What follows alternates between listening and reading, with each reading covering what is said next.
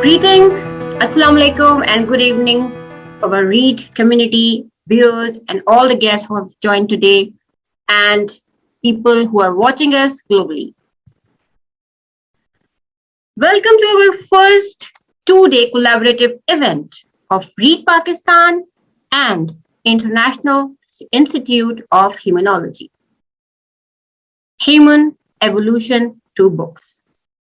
Ladies and gentlemen, through this event, we are going to introduce science of humanology to our Read community. I would be the moderator of the event on both days. By profession, I'm a mechanical engineer and social entrepreneur. I joined Read Pakistan in 2018 and co-founded Read Pakistan KSA chapter. Worked 5 years as Event and Information Secretary, recently appointed as Vice President of International Chapters to launch Read Pakistan globally. And today's event would be an icebreaker to connect the international community with Read Pakistan, followed by a series of events. But before I disclose the details of the event, let me introduce a brief profile of both organizations. Read Pakistan was founded in 2012 to promote reading culture. The founder of the organization is Assistant Attorney General of Pakistan, Mr. Farooq Dal, and co-founder, Madam Sayyida Fatima Gilani. Both individuals are committed to encourage reading habits, particularly in youth. The vision and mission of Read Pakistan is to empower minds through reading, developing knowledge-based society through power of books and reading. Read Pakistan has launched history's largest campaign to establish 100,000 libraries in Pakistan. Ladies and gentlemen, all human beings have their own persona, feelings, emotions, and way of living. And humanology is a science of understanding human nature. Humanology helps human beings change their lives by empowering them personally and professionally. The International Institute of Humanology develops and supports this new discipline to study and explain human beings. It was founded by Ms. Jessica J. Lockhart in 2013.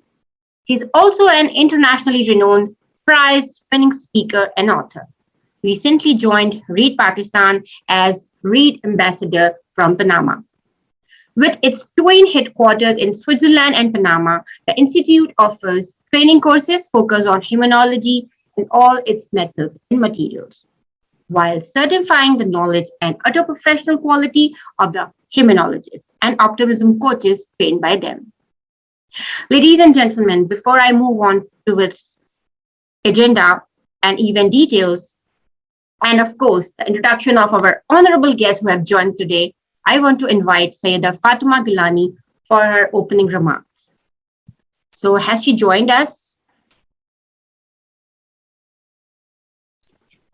No, she might be having some technical difficulties that sometimes maybe she's having, yes, some technical issues. So we will take her comments during the event or during the panel discussion. Okay, ladies and gentlemen. As I mentioned earlier, that this event is planned to introduce the science of humanology to the Read community. Our main theme of the event is human evolution through books, because reading improves our theory of the mind, how we think other people are thinking. Reading helps us empathize much better, letting us to connect with other people more, as it educates us to realize and accept other persons. And this leads us to understand the concepts of humanology, and through this event, we will learn the concepts of humanology and its tools, methods, strategies, techniques, and philosophy. Today, our theme of the day is discovery and understanding.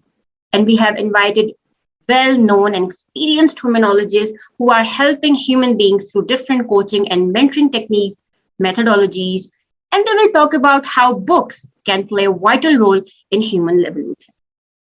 So let me introduce our first speaker. Our first speaker is Mr. James S.O.U.L. Let me share his profile with you guys, if I can share my screen.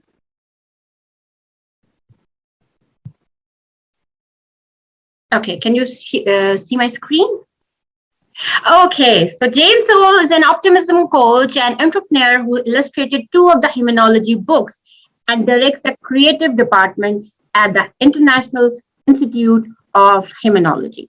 And today he is going to talk about the understanding and discoveries about the humanology. Hello, James. How are you? Hi, Javeria. Thank you for having me. It's such a pleasure being here. And thank you to everyone that's listening.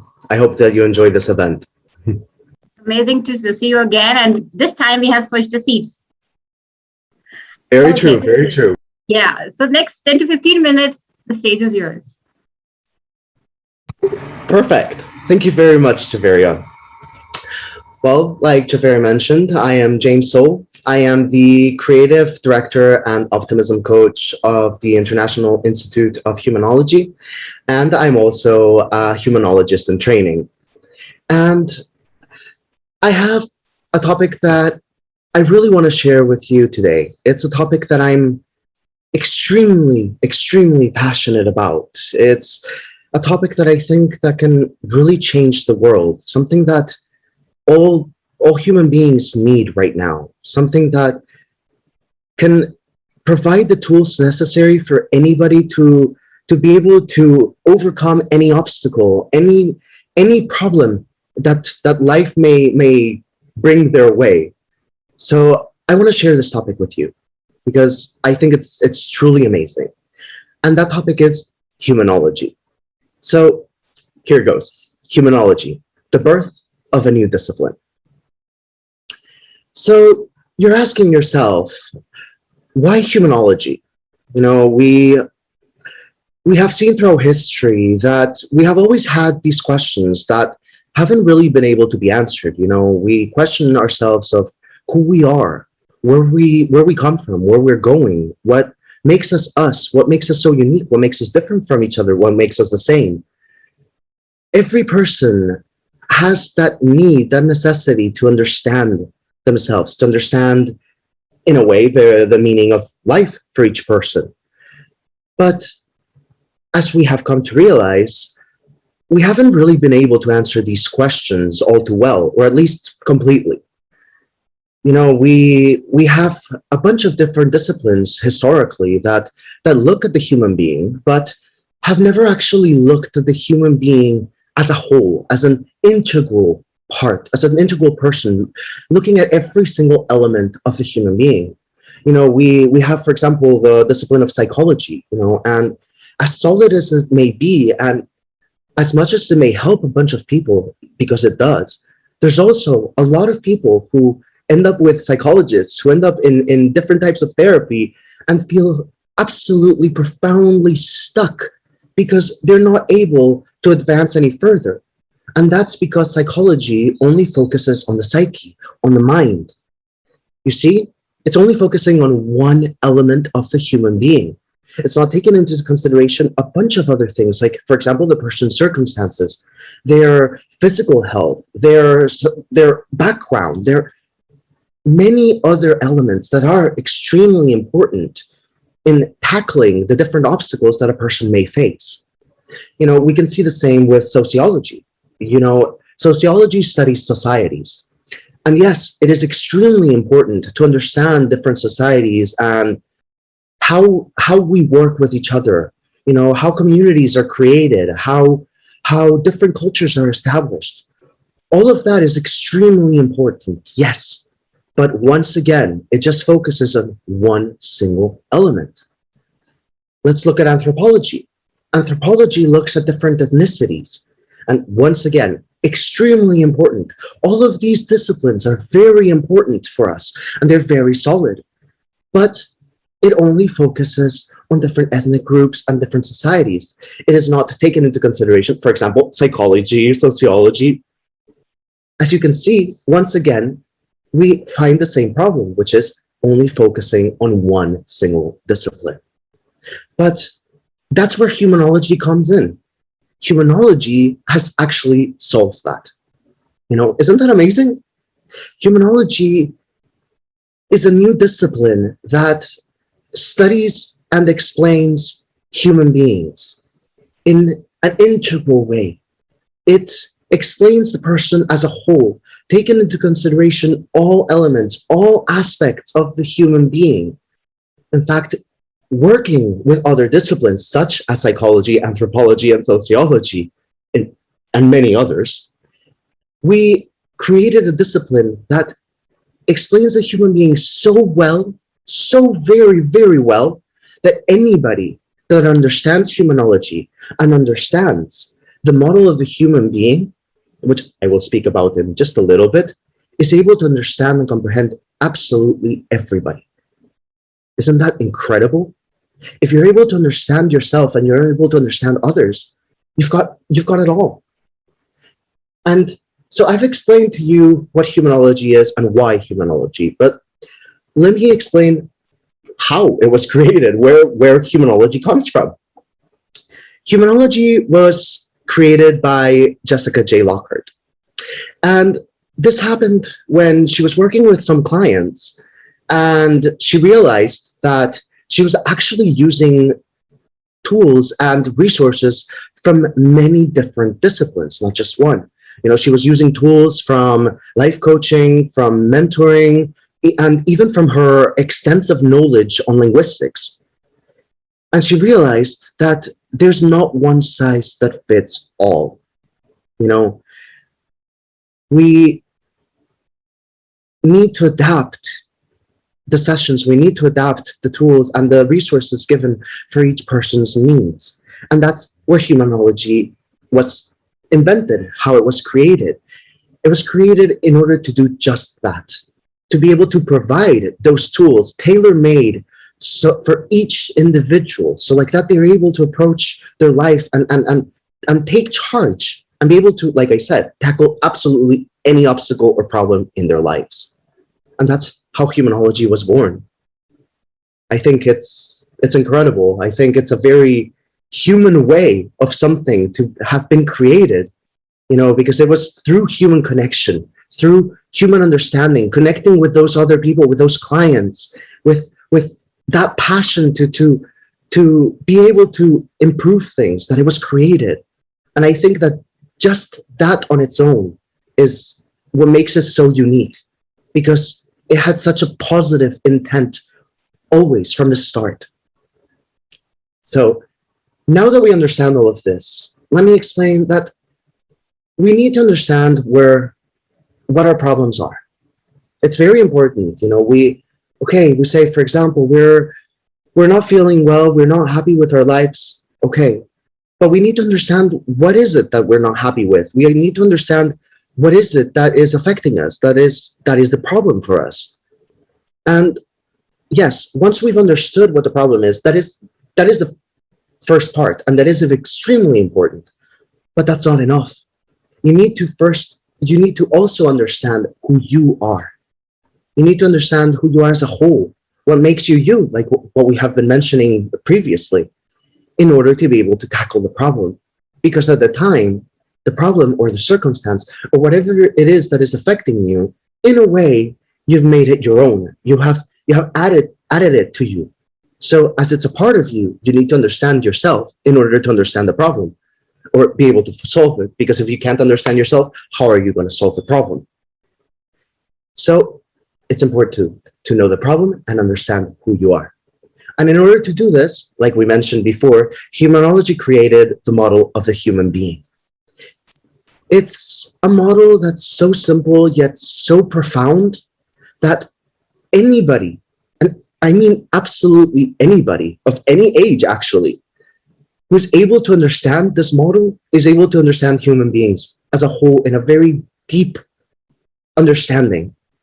And we actually have a wonderful treat, which is we have the founder and creator of humanology talking about exactly this topic today, later on in another presentation. So I won't dwell too much into this topic myself. I'll just mention it a little bit. These are the four elements that appear within the model of the human being. Let me just mention them briefly. So we have our personal essence. Our personal essence is this quality that makes us unique, that element that separates us from everybody else, that makes you. Like, for example, we look at twins, identical twins. There's always that that difference, that specific difference, right? That's what we're talking about. That personal essence. Two identical or supposedly identical people, yet they're still different. They still have something that differentiates them. That's our personal essence. And once a person knows their personal essence, they can use it to their advantage to tackle everything in their lives. Mine, for example, is music. I'll let you think about that. The next topic, the next element is our beliefs, our belief system. What we believe, what are our ideologies, what do we stand for? That makes us us. We know that not everybody thinks the same way. We have different opinions. That's okay. That is beliefs. And that's why it's in the model of the human being, because each person has different types of beliefs, but everybody has different beliefs. Then we have the worldview. Our worldview is how we see the world. And that is made up of, well, a bunch of different things, our experiences, our emotions, our connections, a bunch of other things. And each person's way of seeing the world is different. For example, we look at kids. Kids have so much joy. They have this nature of wanting to see the world, of having this curiosity, and they're so happy. Why? Because their worldview is, I want to see it all. Each person's worldview is composed of their own reality. So there's not one reality for all. And then we have our personal sphere. Our personal sphere is an intangible kind of field where all of the other three elements are inside. We decide what goes in and what goes out, and all people have this. As you can see, we have these four elements that are extremely important, and once you understand this, you're able to understand the person. I've only given you a very, very brief explanation of what it is, because like we said, Jessica's going to be talking about this in one of the presentations later on today. But I just wanted to give you a brief explanation so you wouldn't stay here thinking, what is this of a personal sphere? Well, I don't understand anything. Oh my goodness. No, I wanted to give you just a little bit, just a taste. So now that we see the four elements and that we see the model of the human being, yes, we are able to understand people. But we have to realize that each person is different. We are all different. Like we mentioned, the identical twins, they're still different, right? We are all different. And that is A-okay. That's perfect. We need to celebrate that. And humanology does that. It uses the different differences of the people to actually help them advance in their life. They use the differences as something positive, something that can be augmented, something that can be optimized in a way, optimism at the end of the day. Thus, knowing that we're all different and knowing that humanology adapts to each person's needs, you're able to see how profoundly powerful humanology really is. It's incredible. You see that it can help absolutely any person. It doesn't matter what your background is. It doesn't matter what your situation is. We can help you. Humanology can help you. Thus, we must take into consideration many other things. I'm saying humanology can help you.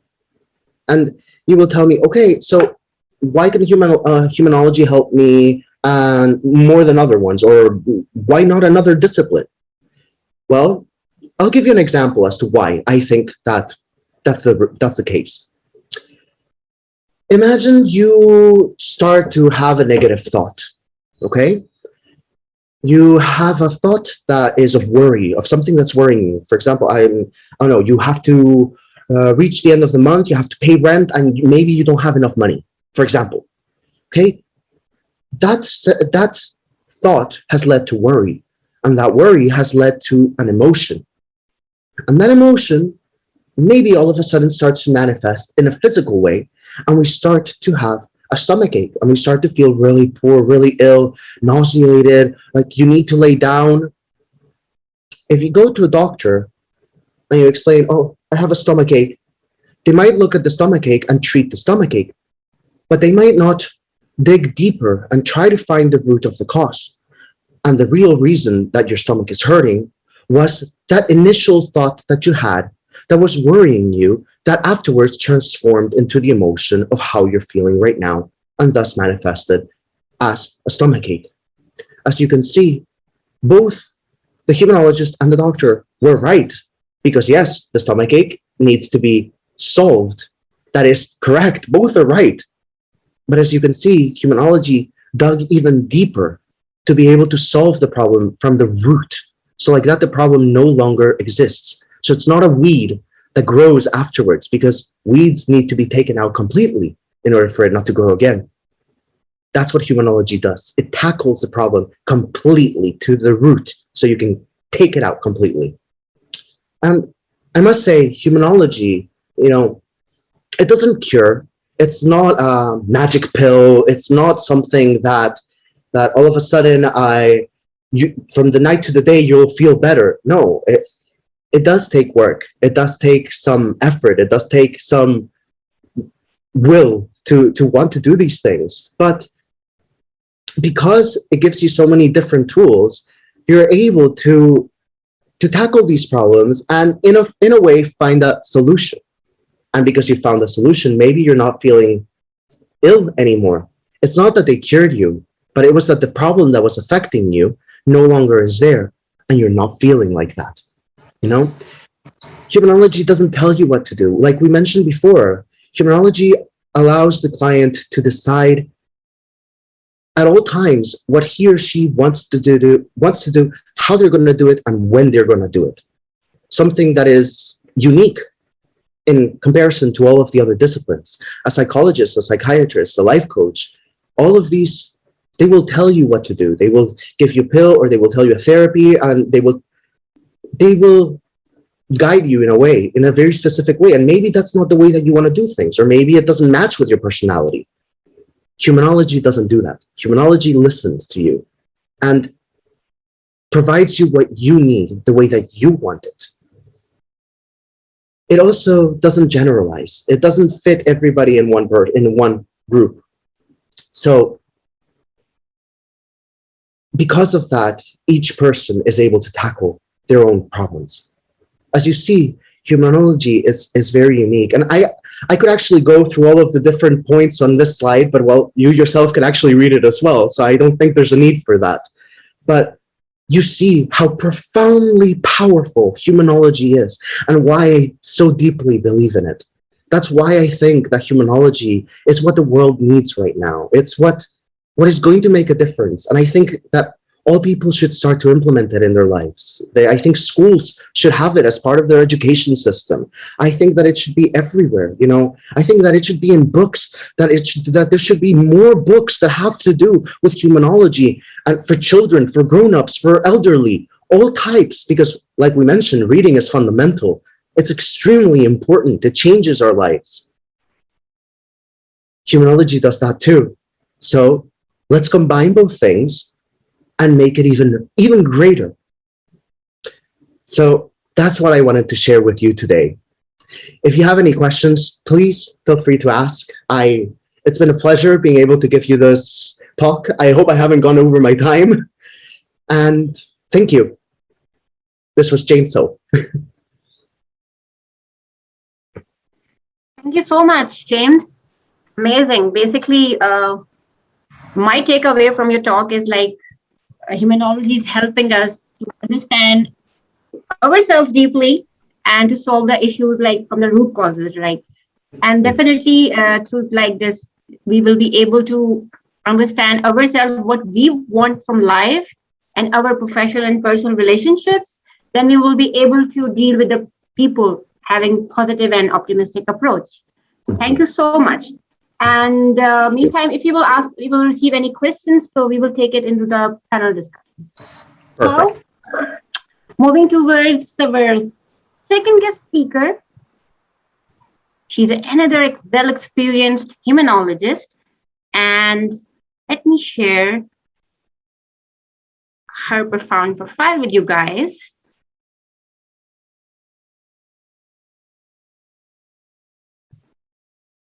You can see my Okay, can you see my screen now? Okay. Our second speaker is Alexandra Philipona. I hope I am pronouncing your name correctly. Alexandra is a holistic mind-body coach and owner of her own coaching business. Originally from Germany, she currently lives in the French-speaking part of Switzerland. As a printing engineer, she was working for more than 20 years in the corporate world in different countries. For many years, she was a partner and CEO in one of the top printing groups in the south of Germany. She is also a yoga and Pilates teacher and mother of 4 children. Great. And couple of years ago, she started her own coaching business.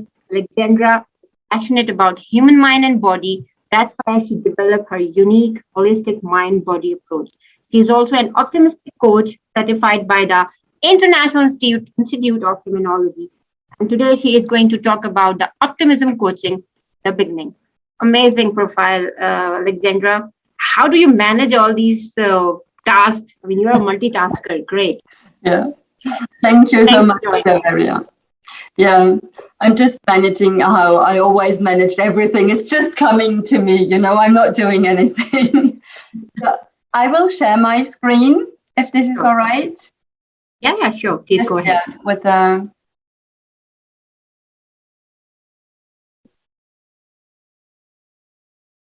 So no, wait, something is wrong. Sorry for that. What's happening? Can you see the? Yes, we can see. Yeah, we can see your screen. Yeah, but no, why is it not? Wait, I'm doing it in a different way. If you click on F5, you should be able to present it. Yeah, no, the problem, I'm seeing the wrong screen, but it's okay. If you see the presentation, it's fine. Can you see Now it's going. Okay, sorry for that little inconvenience. So I'm going to talk about the optimism coaching in humanology. First of all, I want to explain or talk about what is coaching, so you'll get a better idea of what is coaching and what we are doing as coaches.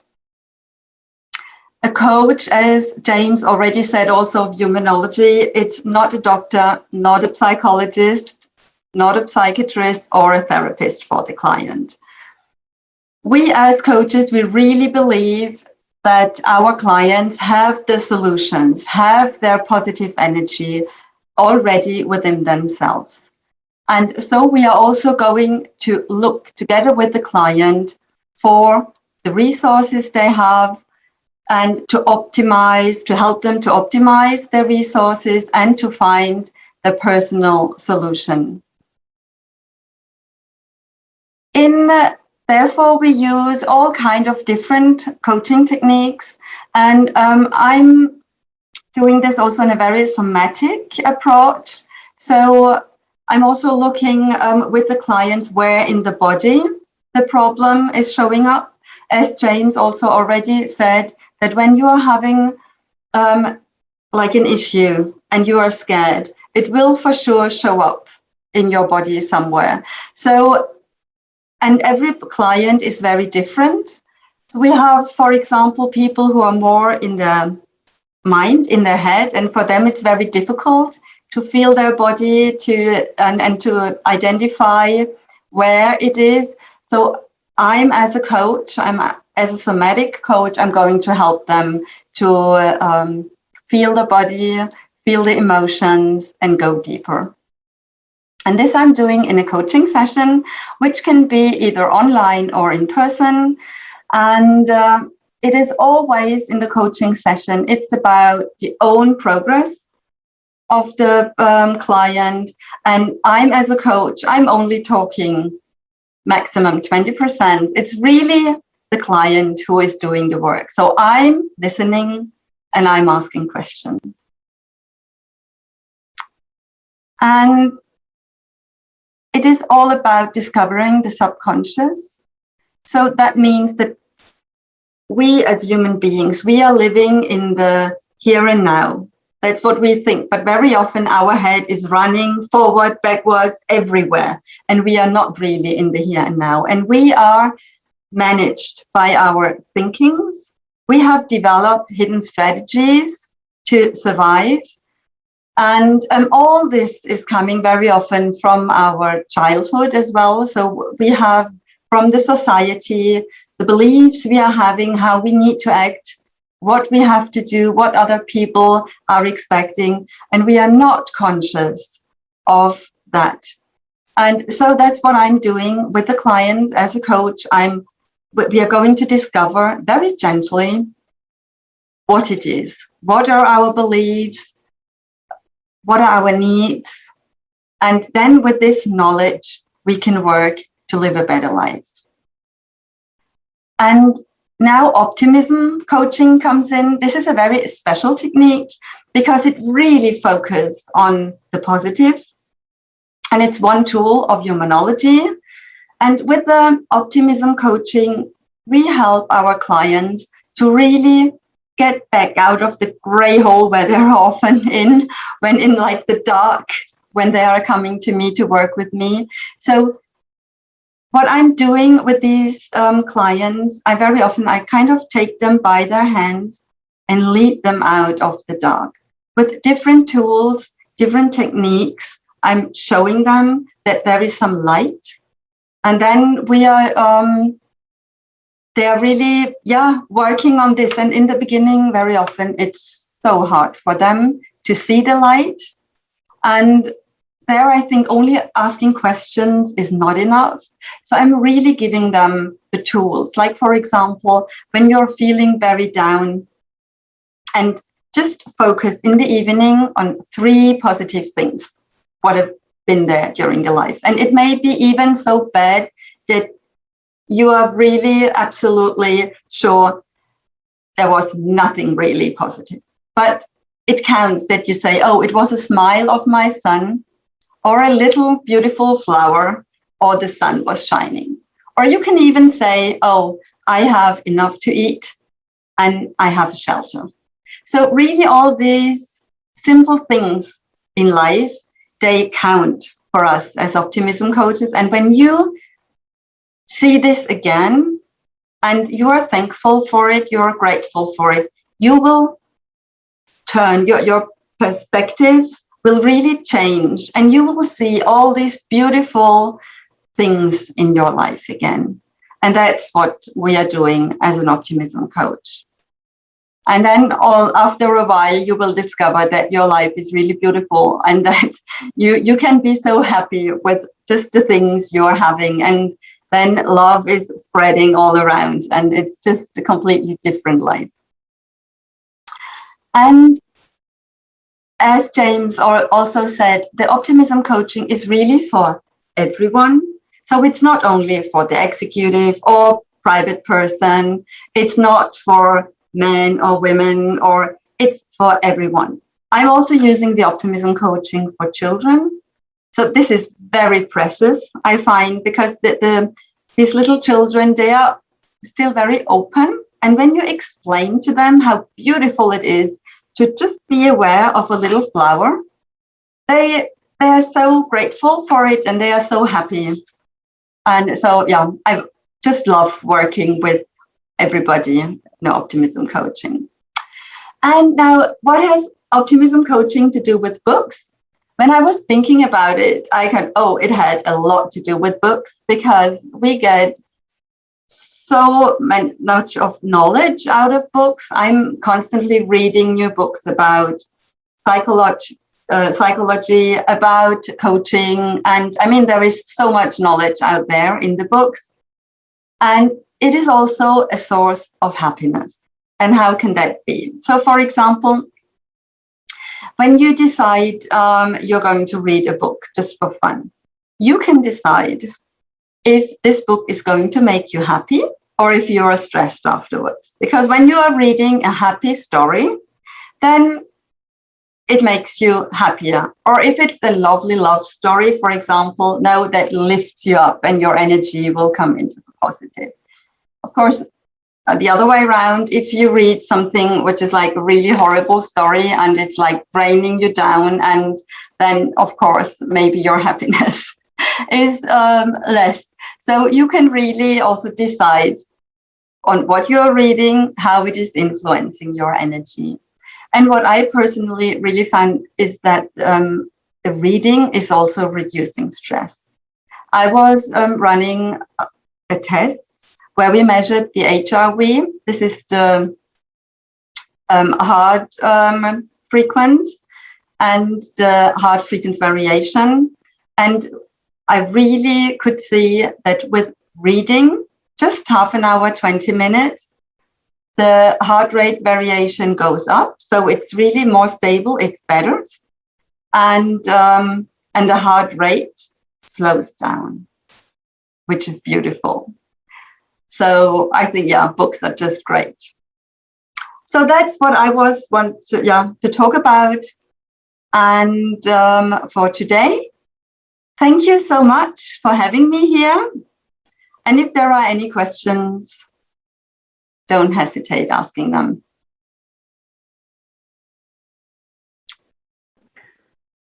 Okay. So I'm stopping. Thank you so much, Alexandra. We are receiving questions, but I would like to take the panel discussion. Mm-hmm. So, again, thank you so much, Alexandra. I really like the way of coaching you guys doing this optimistic approach. Like you're analyzing the human beings, their body and soul and mind, overall, their feelings and emotions by listening them gently. And definitely, and you gave a very wonderful example to be, we have to be grateful what we have. For example, our kids, our home, our shelter, because many people don't have these blessings. So we are always cry for the things we don't have. So we have to be very positive, and definitely books are the biggest tool to change our mood. Thank you so much. I know this 15 minutes can't cover the whole idea about optimistic approach, but definitely we will do more sessions with you in future. Ladies and gentlemen, now moving towards our third speaker. Actually, she's not a guest speaker. She is the person who worked with me so hard to plan out this event, and without her, it was not possible. So our third speaker, basically, I can say the star of the show, who supported the idea of this event regarding execution and planning when we initiated. Let me share her profile with you guys.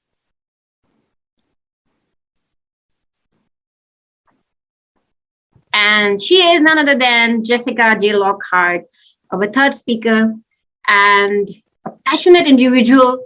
The president of International Institute of Humanology is Jessica J. Lockhart. She is also Read Pakistan ambassador for Panama. She is the creator of Humanology and many of its contents, methods, and tools, such as Optimism Coaching, Personal Lessons, Absolute Forgiveness, or Time Box.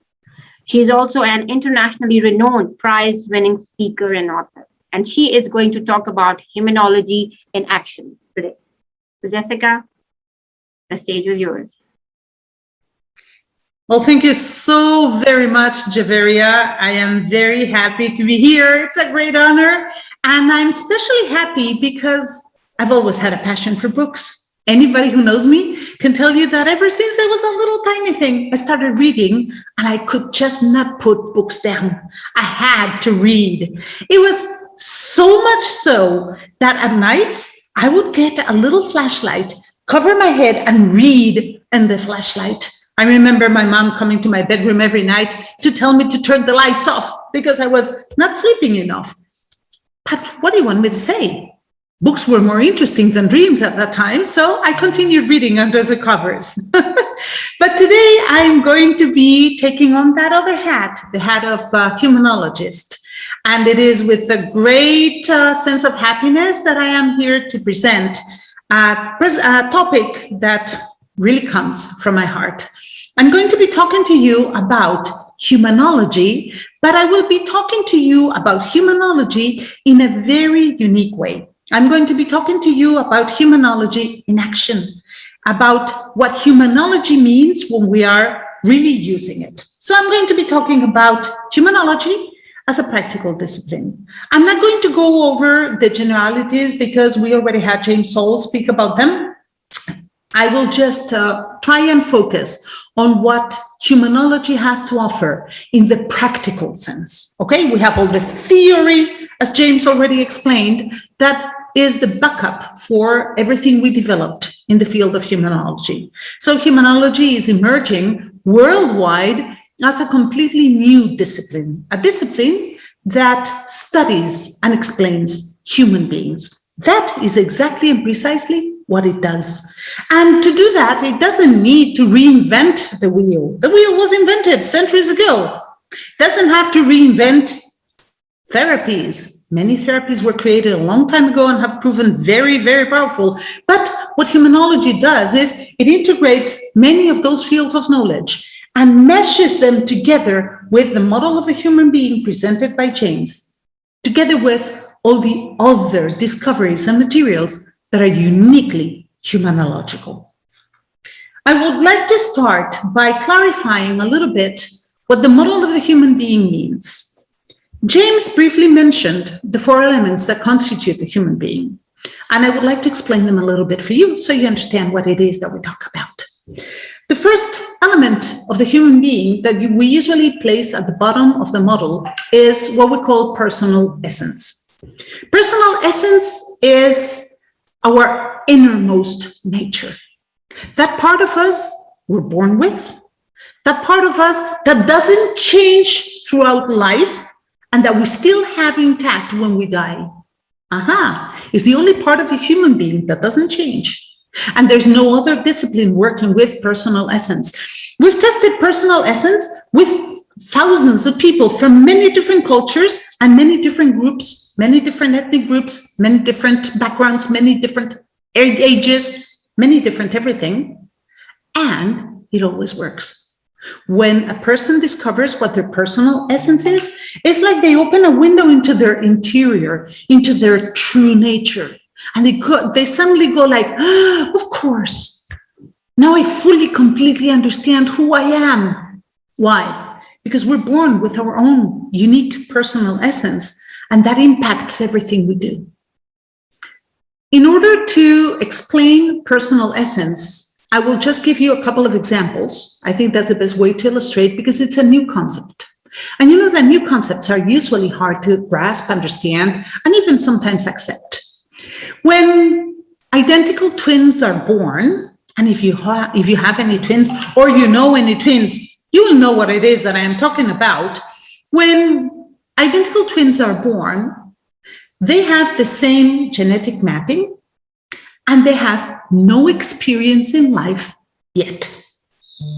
According to science, all those identical twins would be behaving the same way, would have similar personalities because they have the same genetic mapping and they still have no experience to guide them.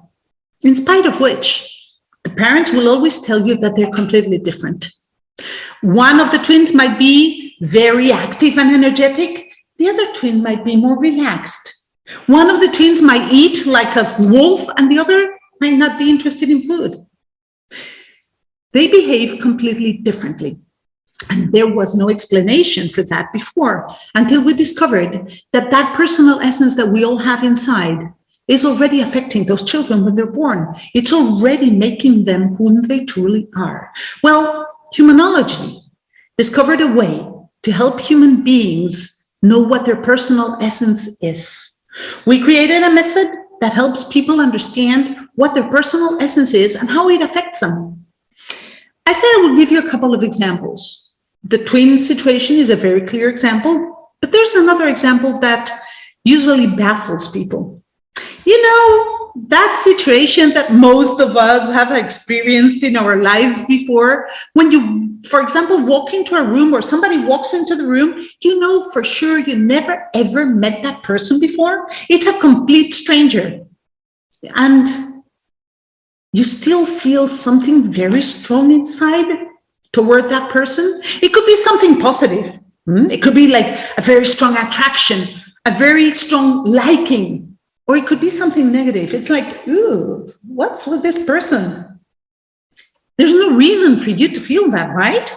Because you haven't even spoken to the person, but that feeling is inside of you and is really usually very strong. Well, that is explained through humanology in the sense that your personal essence and the personal essence of that person can clash or can attract one another.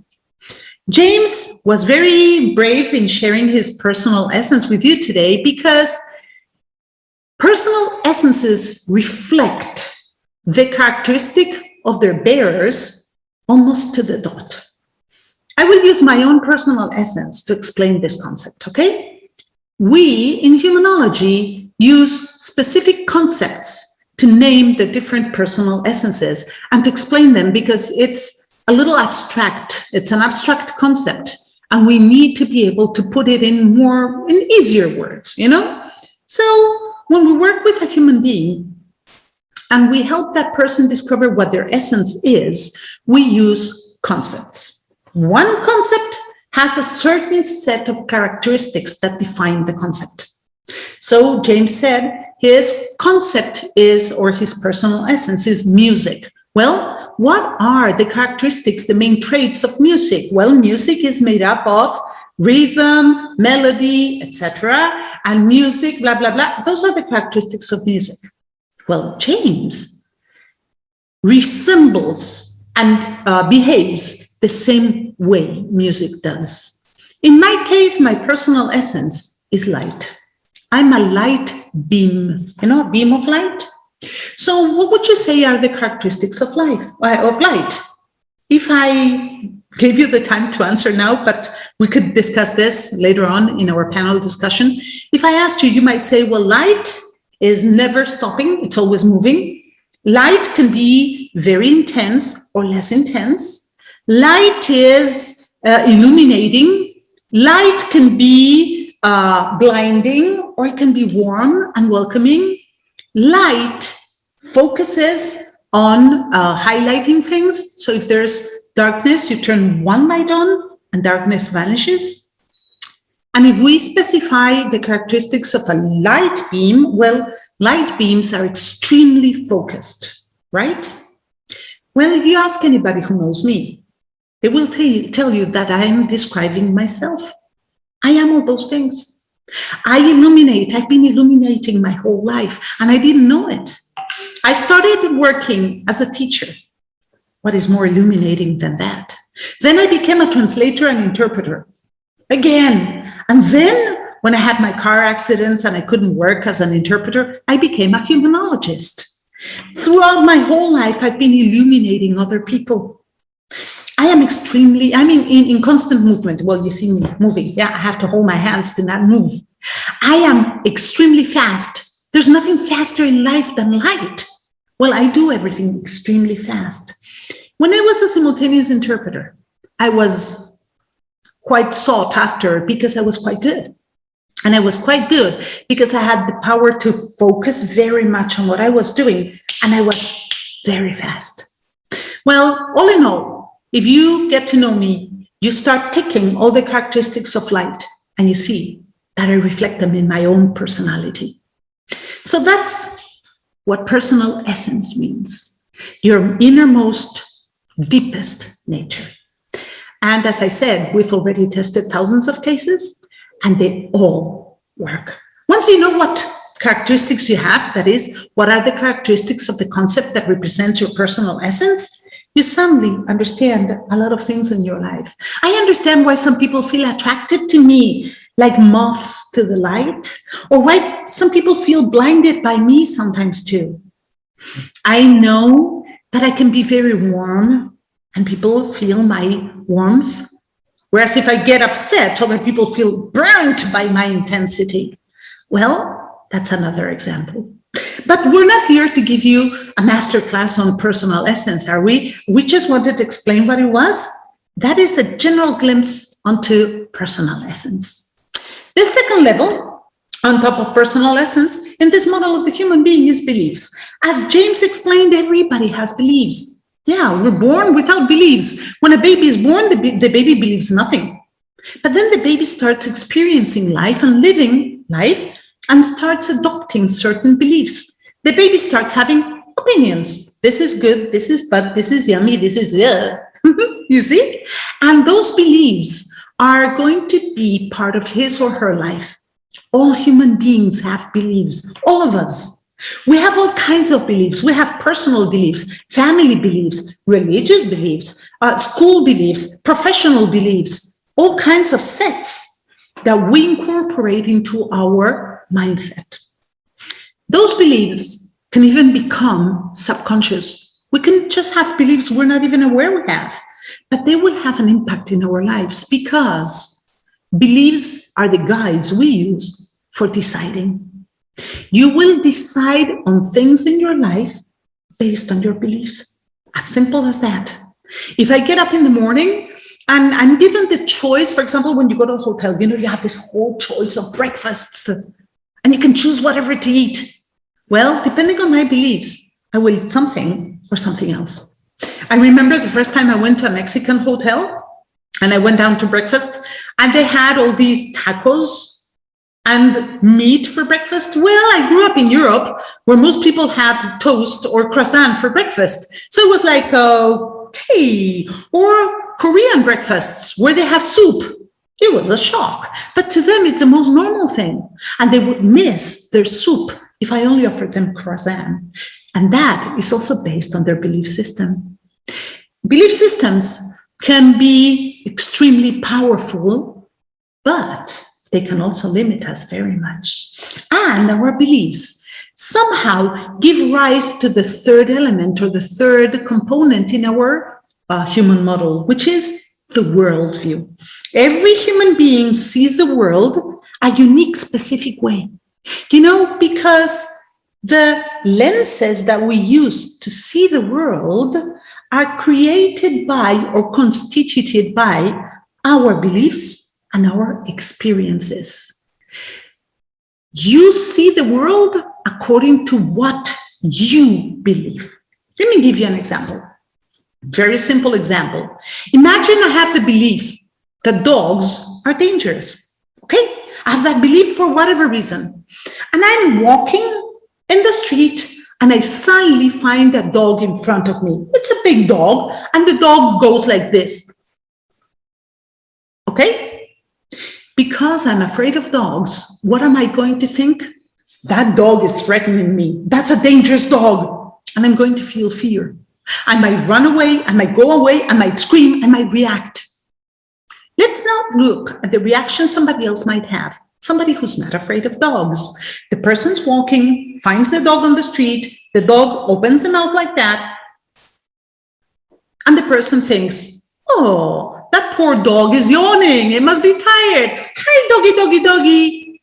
Because the person's not afraid of dogs, the person might approach it, might even caress it and continue on its way. Here you have a very, very simple example of how our beliefs shape the way in which we see the world and interact with it. Unless you know what your worldview entails and what it is made up with, you will not be able to handle it. You need to understand what your basic beliefs are. You need to know them and how that is giving shape to your world. A person who lives in a very, very tiny village, no internet, no television, will obviously have a more limited view of the world than a person who travels all around the world, is connected to the internet, to television, speaks to professionals all about everything. The views will be completely different. Are they better or worse? No, they're just different.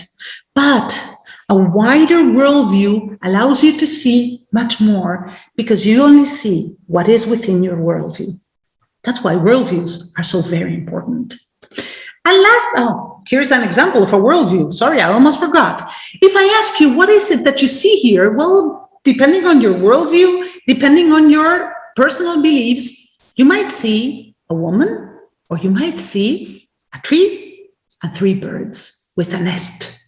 Look at the picture now. Do you see the woman, the face, or do you see the tree and the three birds? Because I gave you extra information, you might be seeing the two pictures right now. And here you have another example. What do you see? You might be able to see a duck, or you might be able to see a rabbit. The duck has the beak to the side, sorry, on the screen it would be to the side, and the rabbit is with the ears to the back. Do you see both pictures now? There you have another example of worldview. The last, now yes, of the 4 elements of this human model is what we call personal sphere. Personal sphere is an abstract concept that we use to explain where we human beings treasure everything that is uniquely us. Okay? In our personal sphere, we have our personal essence, our beliefs, our worldview, but we have everything else too, everything that is uniquely ours and makes us who we are. We have our fears, our dreams, our memories, our thoughts. And the most important thing about a personal sphere, and all of us have a personal sphere, is that it's not breachable. What does that mean? Well, that means that nobody can enter your personal sphere. And you're going to say, what does that mean? Well, that means something very simple. Everything you have in your personal sphere, you put there at some time in your life. Your beliefs, you see, you saw the world, you interpreted the world, you ended up constituting a belief. It's your belief. Nobody can make you believe anything.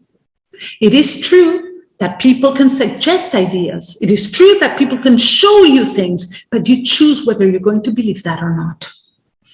Memories, that's a fantastic example. You know, you have a certain memory. I have the memory of the first time I ever spoke in public. I can tell you about it now. Does that make that memory yours? Never. You would never have my memory become your memory. You can have a new memory of the time I'm telling you about my old memory, but that's it. Everything in our personal sphere is what makes us who we are. That whole compound of things in there is what makes me me. Yours is what makes you you, etc., etc. So one of the things we work in humanology is discovering what we have in our personal sphere and deciding what we want to keep there and what we want to change because it doesn't serve us anymore. The personal sphere is our own personal domain, and nobody has access to it but us. Humanology, based on that model of a human being, then approaches human beings in a very unique way, as James also explained. There's no one pill solves everything. Humanology is never a solution fits all, never ever, because all those contents in our personal spheres are different. We cannot treat different persons, with just one tool, with just one pill, with just one medicine. Impossible. We need to know the what and the how of each situation. And the most important thing is we need our clients to know it, because they are the ones who have access to their personal spheres, not us. I cannot enter a client's personal sphere and tell him this is what you have to think, this is what you have to stop believing, this. No, because it's their only choice. They are the ones who have to choose. They are the ones who will be able to decide once they know what they have in their personal sphere. Our job is to tell our clients the what and the how of everything they're going to do. For example, imagine a client comes to our office and they say, you know what? I discovered that I'm not happy. And then you say, okay, so what makes you happy? And they say, I don't know. We come across people like that so many times. Well, a humanologist will help that person define what makes them happy first, and then how to get there, how to get that happiness. And that's why, compared to other professions, humanology offers a whole bunch of tools. Oh, sorry, this one's in Spanish. It says, what do I need now? I'm sorry, we're bilingual in the Institute, and this slipped my mind. I didn't realize it was in Spanish, sorry. So that's why we say that humanology gives the human being whatever tool it is that he or she needs at that moment. Humanology is like that umbrella over there. You know, you are the person underneath, you hold the umbrella, and each of the spikes in the umbrella is a method, a discipline, a tool, a technique, a strategy. When a client comes to the office, the client might need coaching, like Alexandra so beautifully explained. They need to look inside themselves. They need to find an answer to something that is already within themselves. Well, at that moment, the humanologist will use coaching techniques with the client to find those answers. But maybe that same client comes in our next session and says, well, okay, I found that answer, but I still need to learn how to do whatever. And at that moment, he doesn't know how to do that. So coaching won't help him because the answer is not inside of him. The answer might lay in mentoring the client, teaching the client each of the steps to reaching that goal they have now. That's why in humanology, we offer our professionals the whole set of tools, methods, and materials so they can help the client with whatever it is that the client needs at that one moment. We use all kinds of things from optimism coaching, like Alexandra mentioned, to coaching, mentoring, linguistics, Ho'oponopono, teaching, NLP, Enneagrams, counseling, psychology, positive psychology, and it keeps on going on. Because human beings are complex beings. We need complex tools, or not complex tools because they're not complex, they're simple, but a complex box of tools to help them. In humanology, we also have some unique materials created by the Institute, like optimism coaching, personal essence, those are uniquely humanological, or absolute forgiveness. A methodology that is created to help people really, truly, finally let go. We teach people how to forgive, which is something that not many people learn how to do. So using humanology, you can really first get to know who you are, which is the basics. Second step, understand who you are based on all those contents in your personal spheres. And third, take action.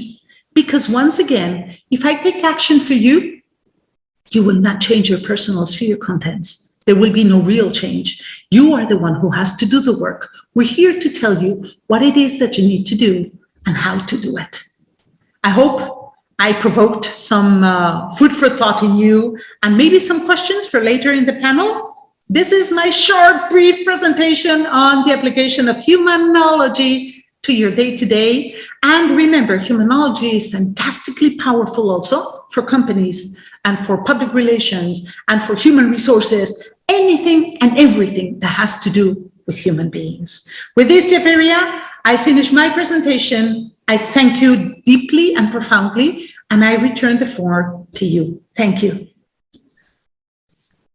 Okay, thank you so much, Jessica, for explaining humanology, the basic elements. You said, if I make it short, the people who are listening, they're like, we started with the personal essence. Of course, every person has its own personal traits, and we need to understand our personal essence, our areas where we find ourselves comfortable and we can relate to it. It should be relatable.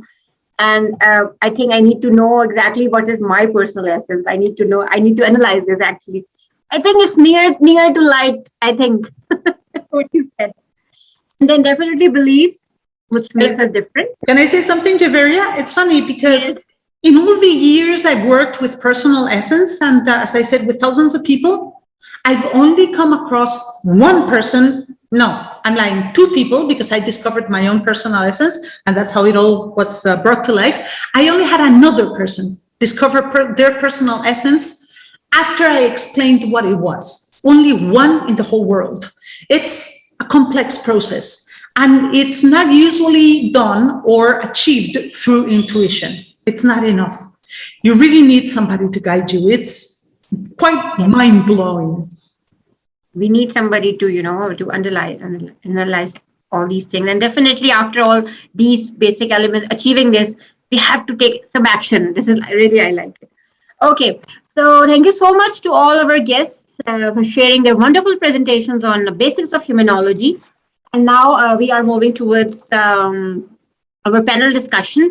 Unfortunately, Fatima, I think she's trying to connect, but she has some technical issues. But if she will connect with us, definitely she will join us during the panel discussion. Okay, so we have some questions, and one by one, I will ask to all of our guests. And meantime, if you will receive any questions on Facebook or WhatsApp, then definitely I will add questions in my questionnaire.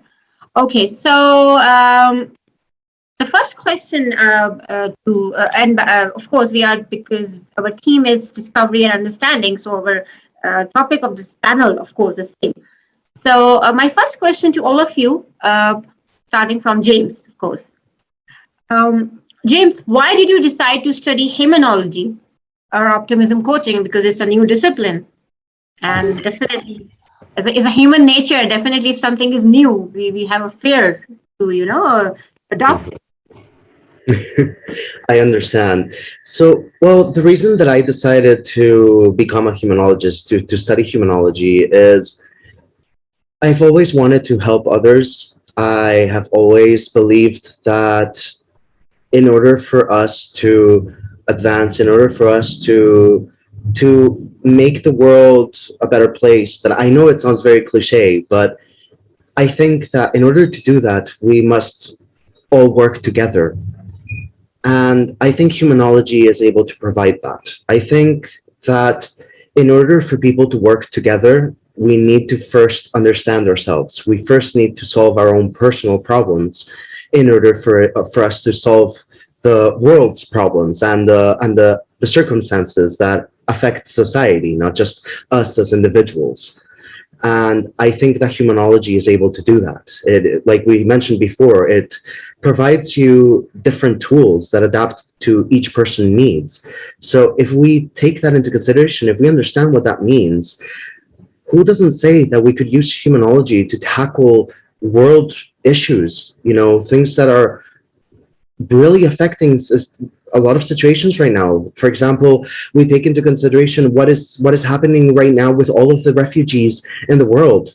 We would, for example, we look at Afghanistan. We look at what is currently happening with all of those people who are having to fend for themselves, having to find their own place to live, everything because of beliefs, because of something as simple as beliefs, a belief system. If we used humanology, maybe we would be able to establish communication between both parties, or maybe we would be able to, we don't know. The possibilities are endless. But what I do know is that humanology would most definitely help in a situation like that. So I think that humanology is powerful enough to change the world, to change many lives, and to improve things for a lot of people and give a lot of people hope. And I want to be part of that movement. I want to help the world. I want to be able to make things better. I'm part of this world. I can't just think for myself. I can't just think, oh, this isn't going to affect me. No, everything affects everybody. So it's our responsibility. It is our more than a responsibility. It's our obligation to try and do everything that we possibly can do to improve things for everybody, not just for ourselves. So that's why I want to study humanology and why I'm studying it. Thank you. Yeah, wow. It's really, really an optimistic approach that we have to make this world better place for everyone, not for only for ourselves.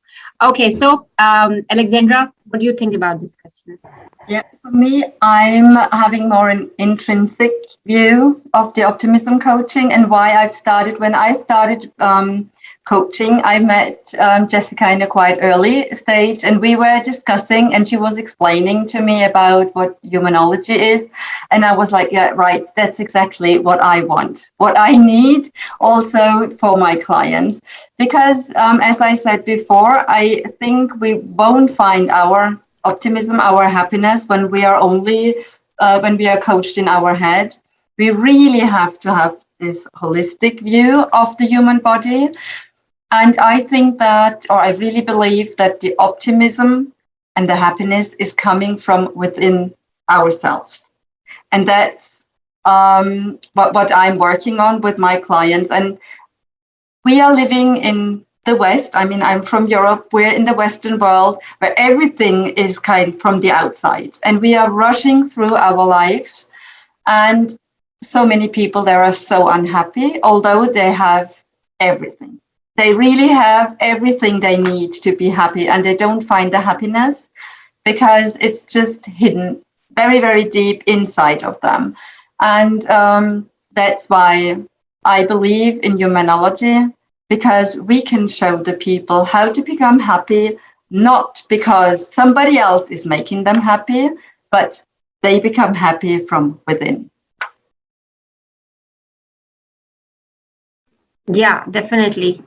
We have to make ourselves first content and satisfied with our lives. Then we definitely can make other people's lives happier and better. Okay, Jessica, what I think Well, I guess you that, want to say a lot about this. well, yeah, the question is very funny because it says, why did you decide to study humanology and optimism coaching? Well, I didn't decide to study it. I just created it. No, I can tell you a little bit why I created this. Many years ago, as I said before, I was a simultaneous interpreter. You know, I did conference interpretation, that which one person's talking one language, you repeat it in the other language at the same time. But, well, life is funny. I had a couple of car accidents that were quite serious. And for many, many years, I was in constant acute pain. I couldn't work half of the days. In fact, for 7 years, specifically 7 years after my second accident, I could barely stand, like maybe 20% of the time, because my back was so damaged that I couldn't stand. I went from doctor to doctor because one of my specialties in simultaneous interpretation was medicine. And the best doctors in the world studied my case. And they all told me that it was irreversible, degenerative, and that I would be in a wheelchair by 40. The main problem was not the limitation as such, because, well, people can continue living in a wheelchair, right? The main problem was the constant acute pain. I developed an almost complete intolerance to all kinds of medication, all kinds of drugs. I couldn't take any painkillers. I couldn't take any anti-inflammatory drugs. I couldn't take any muscle relaxants, nothing. So I had to bear the pain with nothing. Just so you can have an idea, I have 6 slipped discs in my back. Not 1, not 2, 6. I seem to collect them, plus other lesions. So because of that, my nerves along my back were pinched, and that is really painful. Having to suffer that pain every single day for 7 years really drained my energy and really used all my resources. So after all that time, I started losing my own optimism. And I recall a friend coming to see me and telling me, Jessica, whatever happened to you? And of course, I started telling her my story. I had my car accidents and this happened and that happened. And she said, no, I know all that. What happened to your energy? I said, what? What happened to your optimism? If there was something very, very typical in you, very characteristic in you, was your optimism. You were always the person looking for solutions to things. You were always the person looking for ideas, proposals. And now you're like defeated. And I thought, yeah, that's right. I'm like disappointed and defeated. I don't have the drive anymore. Out of everything that woman said, one word stuck in my mind, and that was optimism. I realized I'd lost it. And that's when I started trying to change my life. I said, well, okay, yes, I have all these limitations. I'm in pain, but I don't want to live like this. I want to recover that strength I had in the past. I want to recover my optimism. And then I started, my original idea was to start studying optimism. So I started, well, because I was a simultaneous interpreter, I knew many Nobel laureates, many scientists, many writers. So I started contacting one and another. I started studying optimism.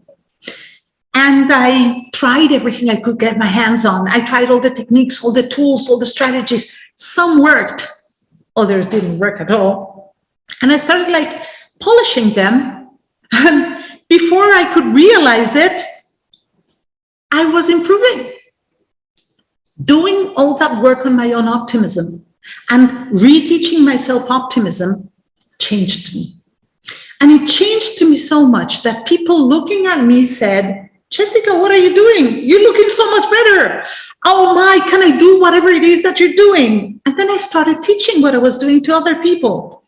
And that's how Optimism Coaching was born. I started teaching other people how to recover their optimism. And as time went by, it ended up taking the shape of a new methodology, a complete method in itself, how to recover your optimism. And then that's what I thought I would do. Okay, I'm going to be an optimism coach.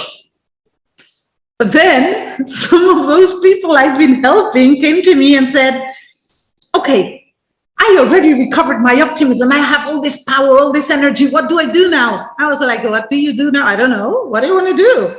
Well, I want to continue growing and do. Yeah, but you have to teach me how. And I said, how am I going to teach you how? I don't know. To cut a very long story short, because this has been years and years and years, I decided I would train myself to try and help those people. And the first thing I did was, well, I was a linguist by training.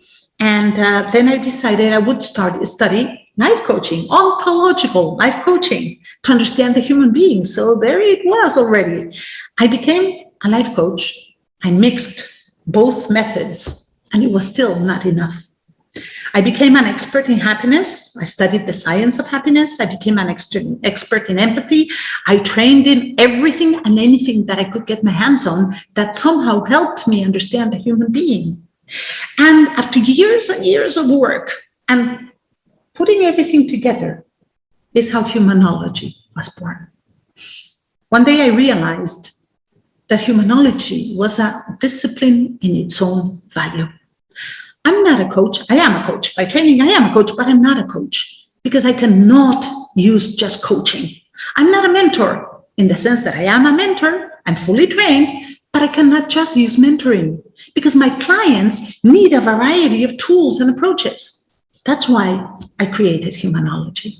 And that's why I decided to study everything I studied to create humanology with. Did I answer your question more or less, Javeria? Yeah, it's a takeaway from me, like optimism is a key to being alive and energized again. You know, if you're having some difficult days, definitely this amazing answer. And we received a very nice and warm feedback from your page, actually, from Victoria. And she is basically acknowledging the humanology team. She's saying that humanology has given me all this past years the tools of dealing with all my chronic illness, that there is always light and hope even in the darkness. And something more important, I was blocked due to my believings and findings, working very hard. My purpose of living my personal essence, everything has changed for good. I can smile again and being proud of myself. Limitations are my superpowers. A big hug to all the humanology team. So amazing. You are doing great job, guys. And my next question actually was related to this, that your contribution, the humanology contribution in the world, like what role do you think that humanology should play? It already is playing actually. I got this idea from this beautiful feedback. But what role do you think that humanology should play in today's world? Because there is so much negativity around. So starting from Alexandra.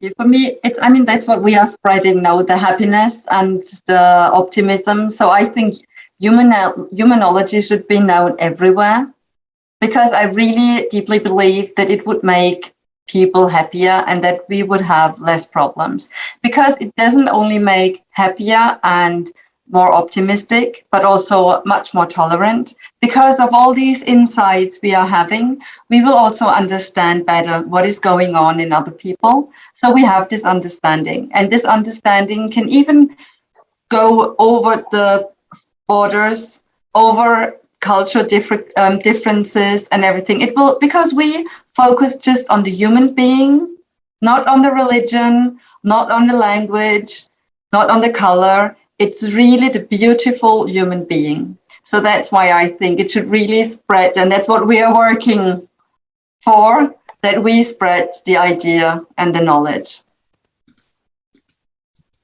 Okay, and James, what do you want to say about it? Actually, my next question was related to the contribution of humanology in world and of course the humanity, because both things are related. So what do you think about it? So what do I think humanology's main contribution is? Yeah. Whew. There's so many. Yeah, of course. Um, I would actually say that humanology's main contribution is humanology, is the fact that it's a new discipline that's been created that before it didn't exist. And just the mere fact that humanology exists is a contribution to the world because it's what we mentioned. Anybody can use it. Everybody can they can find us online. They can ask us for resources. We have a bunch of resources online already available as well. People can start using it from the get-go, which means it's very, very accessible for anybody. It doesn't matter what your circumstance is. For example, with psychologists, there's a lot of people that you have to go to a psychologist, you have to pay a certain amount of money to be able to go, certain things like that. And they won't even give you a little bit of help for free. Nothing. We in the Institute, we don't think that should be that way. We believe that everybody should be able to get help and that they should be able to get the tools necessary. So we have a lot of resources for people in every type of circumstance. And I think that that's also something unique that makes humanology stand out. It contributes to the world because it provides free tools, it provides free resources for everybody. So like that they can start, they can begin. Because maybe with that little bit of energy that you have with those tools, you're able to move on to the next part, towards the next obstacle. But it's not just that. It's not just the resources. It's the fact that humanology helps everybody. The fact that it's kind of like, I love using this example, and it's like a chameleon. A chameleon changes its colors depending on its surroundings, depending on its circumstances. And it doesn't just stay in one way. Humanology does the same thing. And I think that that's its contribution, that unlike any other discipline in the world, humanology is like a chameleon. It can adapt, it can modify, it can be done for absolutely everybody. And it's amazing. And like they mentioned, there's optimism as well. Yes, we have optimism coaching. People need that optimism. They need that energy. We need that motivation. Without optimism, there's no motor. It's kind of like the gasoline to our car. That's the gasoline, that's the fuel for our bodies, for our soul. We need it. And humanology has created a way of being able to obtain or to regenerate our fuel so that we are more energized than ever before. So I think that those are the two main contributions in reality. Humanology just on its own, and yes, that people are able to regain themselves, that they're able to see themselves and tackle life and take the reins, take charge, but really, truly take charge. Thank you. Oh, wow, that was an amazing example. Like basically, humanology also teaches to be flexible. And some things we are coming to us, and you don't want to take it, but somehow we have to adopt the things which are coming with open heart. So, Jessica, what do you want to say about it? The contribution of humanology in the world and for the humanity. Okay, I would like to say that at the Institute we have a mission and a vision, like any other company. Our mission is to help human beings know and understand themselves so they can take action. That's what we do. And the vision, gosh, we want humanology to become an obligatory subject in every school, in every primary school in the world. Humanology should be taught in schools, like language or like math. I mean, how can we be teaching maths and science and not who we are? That is our vision. It should be taught everywhere, at least the basics. Children should know how to understand who they are, know whom they are, and then take action from the very beginning. That's a vision. Then how can it contribute to the world and how it can contribute to humanity? Well, humanology can be applied to anything and everything. You, Javeria, you are an engineer, so is Alexandra. How can we be engineers without understanding human beings? If we're going to be doing some engineering work, we need to understand the people that engineering work is going to be devoted to. Architecture. You know, I remember going to a Congress Palace once. It was the official opening of this Congress Palace. It was the first Congress there. And I recall that it was chaos. It was absolute, total chaos because the architect had designed a fantastically beautiful palace, but had forbidden any kind of signpost because it was ugly. Nobody knew where the bathrooms were.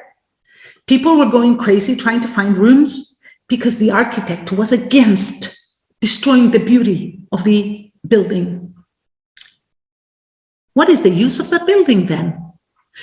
There was another problem too. The architect didn't want to have any light switches anywhere, and all the light switches in the building were in a centralized room in the center of the building. That meant that in order to access the building in the mornings when it was dark, or leave the building at night when it was dark, you had to walk with a lantern, with a torch, because you couldn't turn the lights on or off. That's a very simple example of how humanology is needed, even in architecture. We'll apply that to everything. We need to understand who we are. Everything we do in the world, everything is devoted to human beings. It has us as the reason or as the target. So we need to learn humanology to be able to do our jobs properly. And then there's something else. When you enter our website, you see, and let me now announce very briefly that we are changing websites, and we are now in the middle of remodeling our website. So if you access the website now, give us a few days so we can have it updated, because we were having trouble precisely with the version in English, and we're now updating it. But when you finally access our website, you will see that we offer training. We teach humanologists, we teach optimism coaches how to become professionals, but we also offer humanological programs for people. We, for example, help people understand and handle things such as stress, anxiety, depression. As James said, we're not here to cure them. We're here to give them tools so they can deal with the problem. Why? If I have a depression, for example, okay? Humanology will have a completely different approach than most psychologists and psychiatrists and even coaches would. We would give specific tools to the people who suffer from depression, but understanding that we're here to help them solve the original problem that caused the depression. Because the doctors will give you pills to deal with the symptoms, and psychologists might help you try and deal with the situation you're living, but you need to go deep into the root cause of the problem. And you have to help the person not only understand the root cause and deal with it, but accompany them in every single step of the whole process. And the steps might not only involve the thought. They might involve even physical symptoms. They might involve emotions. They might involve even spirituality. You never know. And that's where humanology comes in. The approach is comprehensive. We have tools and programs, for example, as I said, for forgiveness. We help people reach what we call absolute forgiveness. You know, 90% of human beings forgive either intellectually, that is, they rationalize their forgiveness and then forgive, or emotionally. They consider that forgiveness is very important. And even if they don't agree intellectually with whatever it is that that happened, they might forgive because they love the person or because they want peace. That doesn't mean that they successfully forgive 100% of the cases. Even if you forgive intellectually and you forgive emotionally, sometimes those situations that trigger your pain, your anger, your guilt come back to chase you later. That's because you haven't completely forgiven. To completely, absolutely forgive, you have to be able to let go of the story. And no one teaches you how to do that except humanology. And that's something we teach. We are now about to, well, we recently launched, but we're now about to make public a new program that is entitled I lead my own integration. This program is dedicated to anybody who has to move countries and cultures. You know, the whole world is moving, and there's refugees, migrants, expats, people who have to enter a new culture and are completely at loss and suffer so much because they don't know how to integrate. They have all these beliefs that block them and the beliefs of others that don't accept them. They have all these problems with their worldview. They expect certain things that never happen. So this program is especially targeting those people.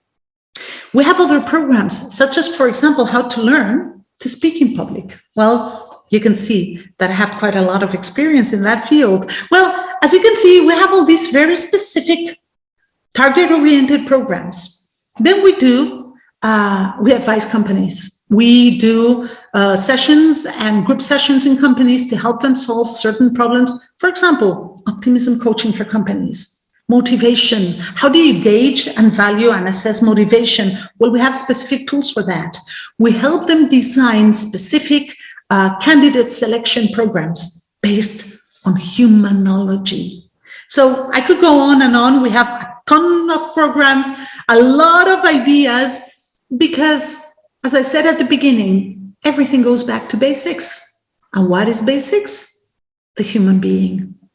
Did I answer your question, Javeria? Yeah, well crafted actually. And you know, you gave the example of engineering. Yes, I am basically HVAC and design engineer, and my job is to treat the air, to condition the air. And humanology is conditioning body and mind simultaneously, actually. So this is amazing. And you know, you were talking about like youth and children. That yesterday we were having discussion that if a kid is facing bullying, then the person who's doing bullying is basically a victim and he needs help rather than a person who's affected by that bullying. So we need to change these concepts. And so how humanology, you know, works for the youth, because they have a lot of pressures. They have education. There's a lot of competition in education. And then after having degree, they have they're not getting jobs and, pursuing their careers. So how humanology works for teenagers or youth? So starting from James. You're also youth, young boy, mashallah. Starting from you, James. I'm sorry, Javeria, can you please repeat the question? I heard half of it. I was asking like humanology, how it works for the youth, because they have a lot of pressures also. Education, competition, and most of the time parents, push them to have to perform in other extracurricular activities. If, for example, as a mother, I want like my son have to be a good speaker. I enroll him different web designing courses. So there's a lot of pressure on it. How humanology can work for them? Okay, I understand. Well, first of all, I think that humanology can help everybody. It's what we've been saying throughout this entire event. It adapts to each person's needs, so that includes the youth. I myself, I consider myself youth. I'm 25 years old. I'm not that old yet. Actually, I said this. You're youth, mashallah. Yeah, exactly. So, for example, I use humanology in a bunch of different things, not just in helping others, but in helping myself as well. We mentioned personal essence, for example. I use my essence. I'm music, like Jessica mentioned. I use my essence to be able to make decisions, to be able to decide in which direction I want to go. If there's times where two options look very, very good, and I don't know which one's best. So my personal essence can help me with something like that, for example. Or we look at optimism coaching. Optimism coaching grants you all of the energy, all of the motivation, all of that optimism that you need. And for example, we're in the middle of a pandemic. A lot of scary things are happening. A lot of very, very horrible things are happening. And that takes a toll on people. We may be humanologists, we may be optimism coaches, but we're also humans. And things take a toll on us too. So I apply optimism coaching on myself.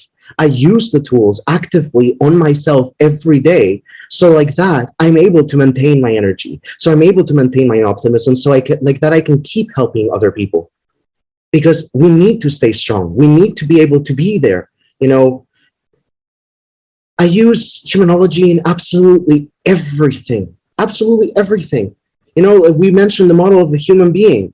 It helps me understand people. It helps me connect with you, Javeria. It helps me connect with Alexandra. It helps me connect with Jessica.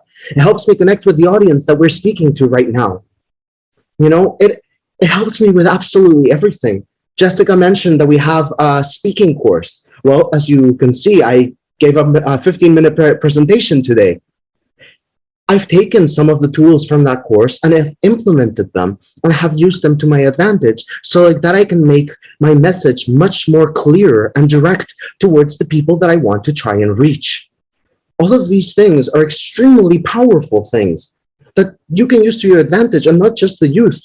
But if we're focusing on the youth, you just mentioned your kids, that you try to get them to do activities. And I think that's great. I think that that provides them resources. It makes them quick on their feet, and they know how to solve any obstacle that they might find in front of them. Well, if they also knew humanology, if they also knew optimism coaching, they would have even more tools to tackle absolutely everything.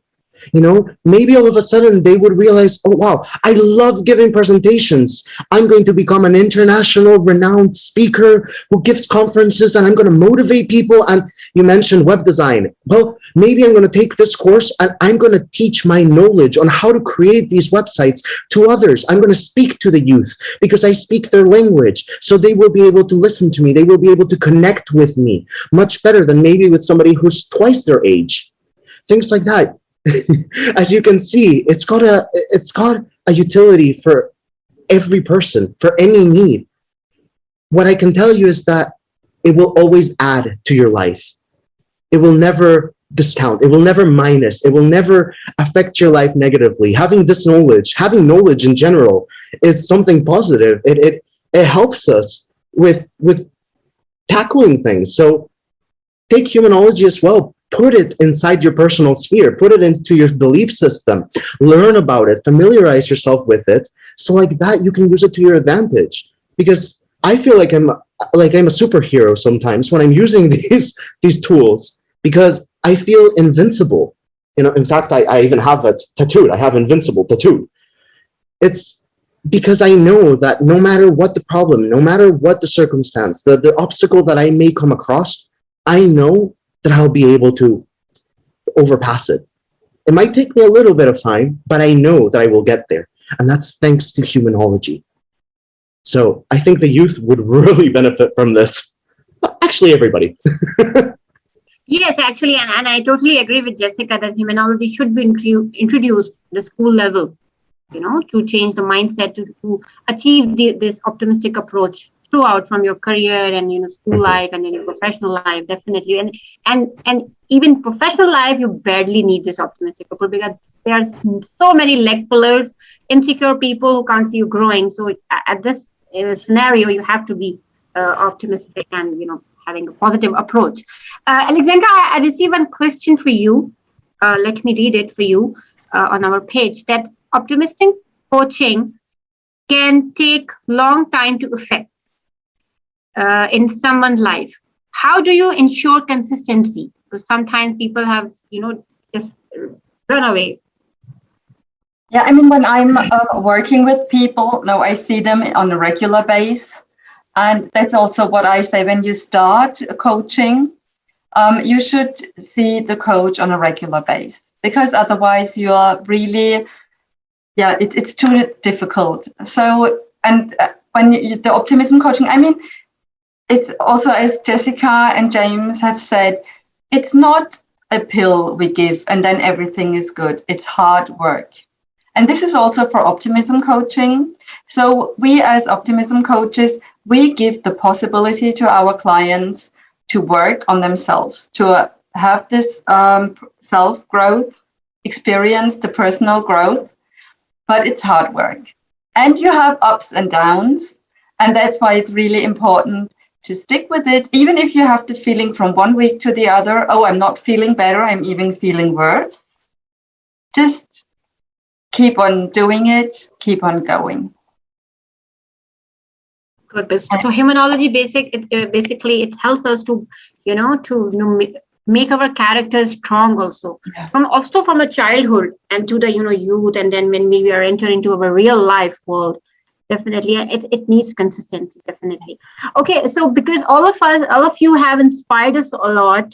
We have learned a lot from the thought-provoking conversation. So definitely one question popped up in my mind, which I've already shared with Jessica, and definitely like me, many other people are thinking that how can I become a hymnologist? So one by one, I want to take opinion and suggestions. And should we do that? Do we need hymnologists? So starting from Jessica. Well, we definitely do. The world needs a lot of hymnologists. We've been talking about hymnology, and we've spoken a lot about optimism coaching. Okay, optimism coaching is one method, all right? And we said we have other methods, etc. When you train as a hymnologist, the whole training course is about 2 years. In fact, we are now having it approved as a master's degree by an American and Ecuadorian universities. And we hope to have it officially approved soon. There's one piece of paper that is missing. And once that is passed, we will offer this as a master's degree. Okay? Having said that, the master's degree is divided into 4 diplomas. The first diploma is the whole optimism coaching degree.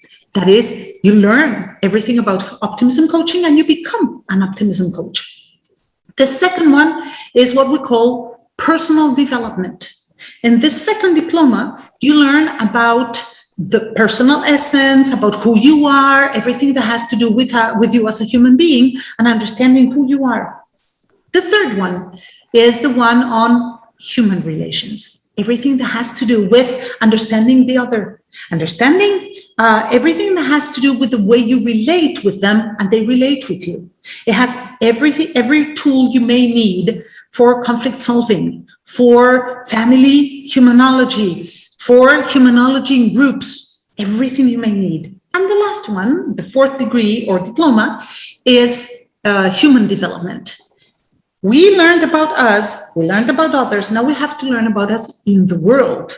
Because the world has a great impact upon us and we all have our impact in the world. So that is, how do I deal with life in general?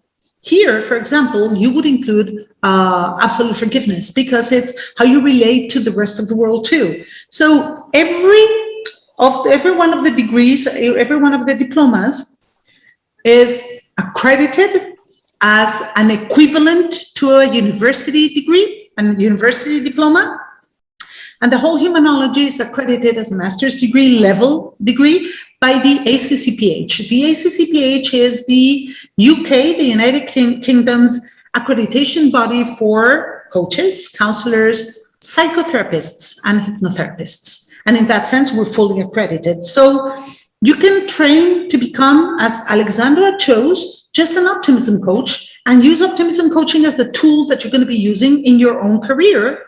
Or you can go for full humanology, like James is doing, to become a completely full-fledged humanologist. That also includes all the others. So if you want to become a humanologist, or if you want to specialize in any of the 4 diplomas we offer, you can contact us. You can get, once again, onto the website once it's completed, and you can become fully accredited by us. One of the advantages of our training is that is, first, unique in the world. There's no other humanology training or optimism coaching or this kind of coaching or methodology in the world. And second, more and more clients are demanding it and requesting it. Because humanology can be applied and can be used in many different formulae or aspects. You can do one-on-one sessions, of course. You can work as Alexandra does one-on-one in sessions with her clients. Or as James explained, you can also do group sessions. For example, imagine, as I said, we work in a company and there is a conflict in the company. Well, you can work in the group, understanding the human interaction from the humanological point of view. We also do advising and counseling in companies and in groups of all kinds, families included, sibling relationships, couple relationships, because that is, of course, humanology as well. And then, well, of course, we participate in events all around the world. But there's more we do, and I have to mention it here because we are in Read Pakistan. We have published a series of books, and we're constantly publishing books and texts. We have blogs, we have a whole library of resources available to you on humanology. We first published The Optimist in You. The Optimist in You is a book that focuses on helping you recover your optimism. It's like an abstract of the whole methodology of optimism coaching, and it's directed to you taking control and taking charge of your own optimism. We have a book like Coaching for You. Coaching for You is a set of coaching tools, and it's explained in a way that you can start using the tools when you read the book, which, by the way, was illustrated by James S.O.U.L himself. A beautiful set of illustrations. Then we have a book that is a favorite among teenagers. Yeah, you were asking, Javeria. So we have What Story Do You Tell Yourself? That completely helps people understand that they have the power of their own story and how to do that. And we have other books. We have another book that focuses on human communication, but so far we only have it in Spanish. We're now trying to get it published in English as well. And we will soon have new publications that you will for sure find extremely interesting.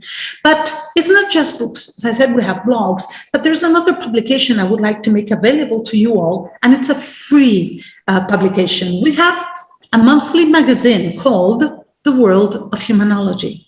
And that magazine has between 50 to 60 pages of full color spreadouts with articles, interviews, information, tips on everything and anything having to do with human beings. It's published every month on the 15th, and you can access it for free. You just send us an email and say, I want my magazine. And we register you, we subscribe you, and you receive it every 15th at home on your mailbox. So as you can see, Javeria, we foster and we foment reading everywhere, because we understand that books and reading in general are extremely powerful dissemination tools. People can learn a lot about humanology, and as a result, a lot about themselves by reading and applying those books. Thank you. Considering this with your message, because our overall theme was like human evolution through books and reading, definitely. So just before I finish this panel discussion, I have taken this message from you, James and Alexandra, a small message regarding reading, how it helps us to establish and to, planning things easily in our lives, because definitely reading very important. Alexandra, although you have told us in your presentation that reading is the biggest tool to change our mindset, but a small message. Yeah, reading is really a personal growth in any direction. It's really about personal growth and discovering the world. Wow, thank you so much. Yes, James. Well, what I would like to say about reading is we see the world, and the world already is magical, but through books, we're able to create our own magic. Books are the food for the soul. It's what makes us be able to escape our reality and enter any reality that we wish to enter. It helps us grow. It helps us at times of need. A book can be our best friend. It can be our support.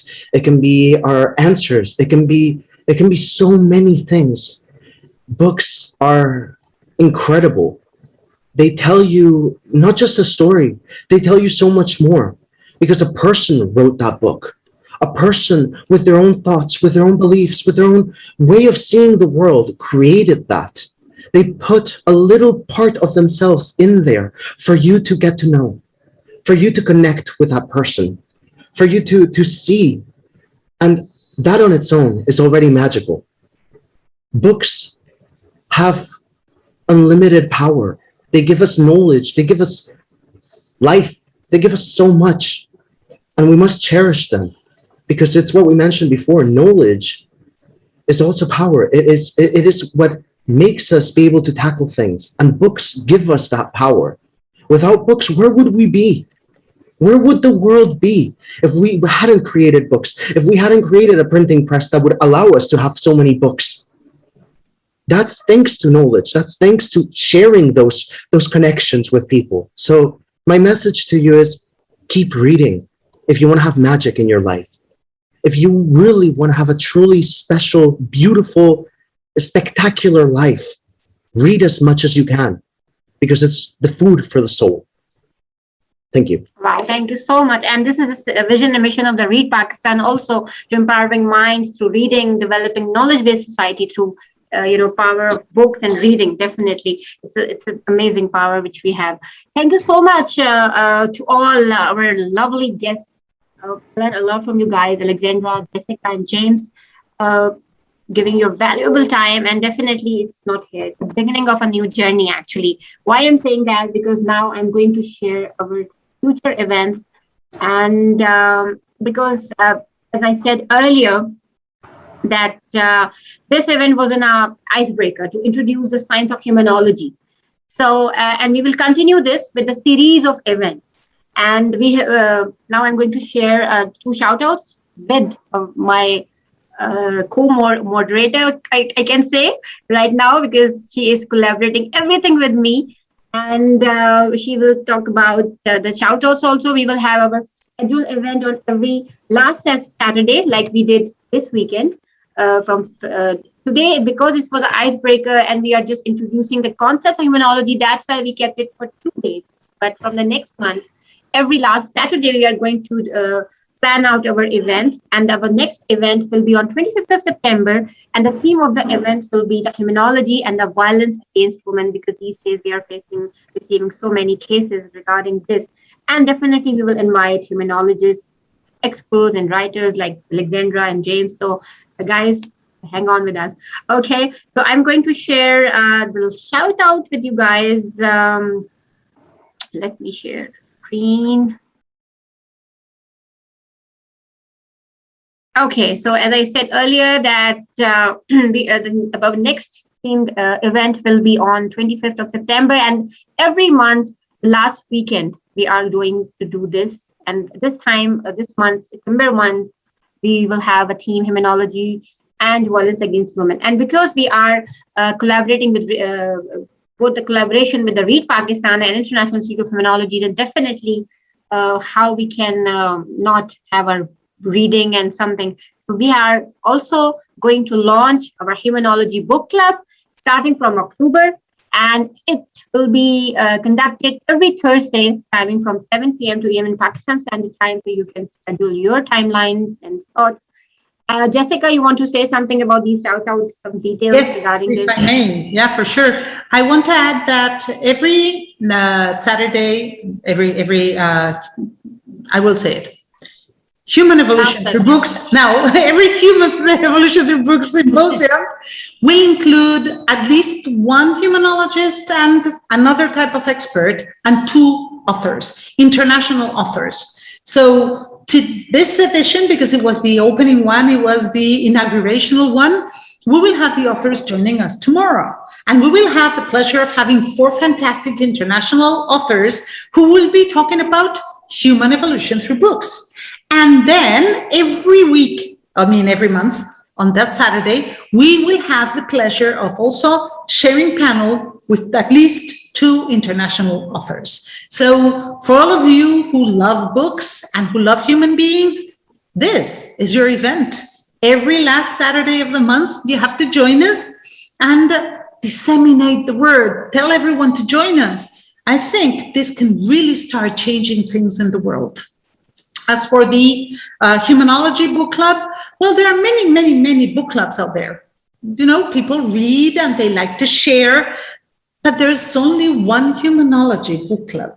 Why? What is the difference? Well, first of all is the way we're going to be selecting books. We're going to try and select books that help human beings grow.